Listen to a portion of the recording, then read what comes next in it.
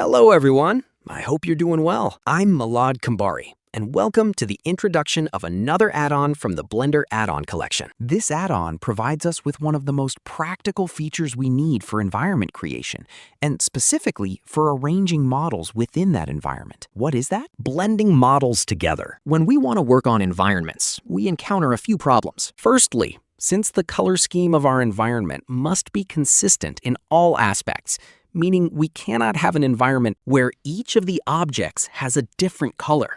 So it's very difficult to find objects that are color-wise similar to each other. As you probably know, having a consistent color scheme in the environment makes our environment look more natural and appear more attractive. So our objects must be consistent in color and harmonize with each other. The next problem is that objects have a sharp connection with each other, just like what you can see here. It's very sharp, and this sharpness prevents the two objects from connecting properly with each other. And their connection point, when seen like this, is jarring to the viewer and creates a very artificial look for them. So we want to eliminate this feature and get rid of this sharp appearance. At the same time, we also want to solve the problem of our models having different color schemes. This add-on does exactly that with a simple blending technique. I have intentionally chosen models here that are very different in color from each other. And I want you to see how much blending can beautifully help connect these models to each other. The equivalent of this feature in Unreal is known as distance field,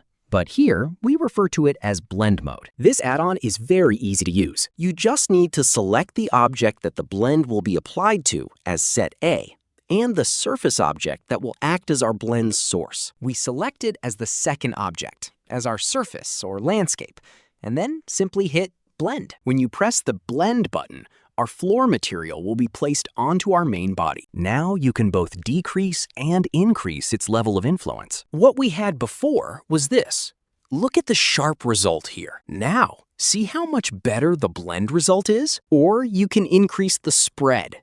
The higher the spread value, the more it will diffuse. You can increase your noise level. I'll set the noise value to, for example, 1, and then I'll adjust the noise strength. Here, see, the noise that just appeared has broken that uniform state. It's giving us something very sharp, something different, and it removes that smooth, uniform look. Increasing the noise value too much won't be appealing, unlike a lower value. I'll set it to, for example, 1.5, or 1 is also good. This way, it gives us a much more natural look. Depending on your needs, you can change the value. Let's move on to the second model. The second model has a very different color. I also deliberately chose a model that is close to ground level. Some parts of it are on our ground, while other parts have moved upwards. Now, let's take a look at this. I'll clear this area. I'll clear these two so that the previous ones are removed. Again, set A, and right here. Since our work area is large, we have to select several different surfaces. So I'm selecting the different surfaces. I'm selecting all these surfaces. When I apply it here, see how good it turned out and how well the connection was established? Here again, we can see how much the noise effect can contribute to the beauty of our work. In some places, we have this base material. In others, we don't. And we can clearly see the effect of the progress of our blended material. Did you see what happened here? See how well these two lifted together? And very gently, this lifting causes our work surface, our objects, to stick to each other. This is what it was like before. It's completely separate in terms of color. But let me show you another interesting thing. I have 3 objects, and these 3 objects are going to affect each other. In fact, the water is going to affect the ground, and the ground is going to affect the rocks. For this, we need to do these tasks separately. First, I'll define the effect of water on our beach ground here. Let's clear these grounds. I'll select our beach ground, hit Set A, and then select the water. And I hit Set B, then I hit Blend. When I hit Blend here, it had a really nice effect. And of course, we can reduce its value here a little bit. I'll also bring the noise down, like this. We can see the effect of the water's wetness on the beach surface, and it resolves that sharp edge where these two objects met. Now, the next step is for our beach to affect the rocks. So we clear these again, and this time we'll do the opposite.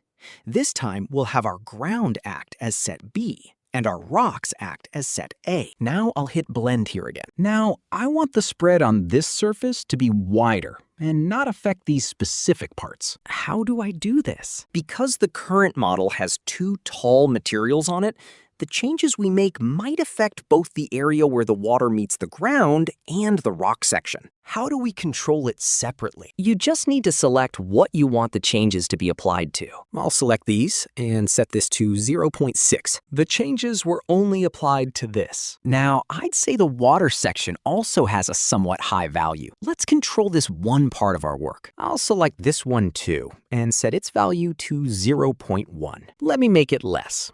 Let it be, for example, 0.5. Now, 0.5.